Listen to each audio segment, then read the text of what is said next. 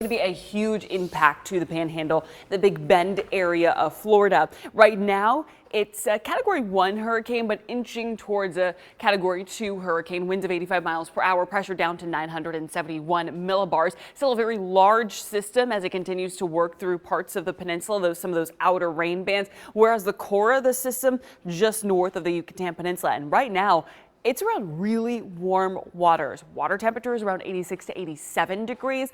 That will aid in that rapid intensification process. So later on today, it will be a Category 2 hurricane. From there, lifting north, and as it gets closer to the Panhandle and Peninsula and the Big Bend area, this is when it rapidly intensifies to a major Category 4 hurricane upon landfall tonight with winds of 130 miles per hour. Then from there, lifting into Georgia as a hurricane. Hurricane hunters are flying through the storm right now, finding still Category 1 hurricane strength winds, but they are inching towards that Category 2 status. So we'll continue to monitor that. And of course, we're also going to be monitoring what else we can expect. But first, let's kind of talk about what rapid intensification is. Yeah, so basically the storm system carries winds right now of 85 miles an hour. The definition of rapid intensification, which we've talked about here over the last several days, is that this storm system becomes a major Category 4 storm by landfall. We're expecting it to carry winds of 130 miles an hour.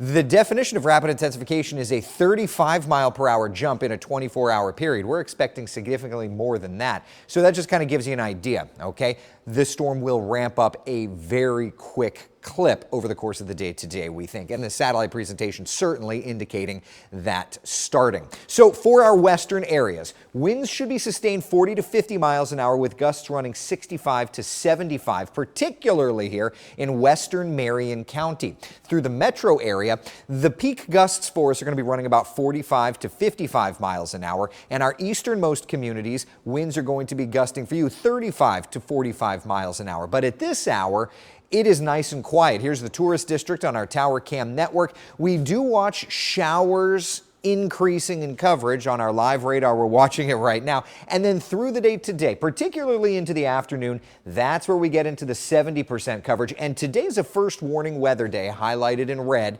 because at any point in time, these showers are going to turn super heavy.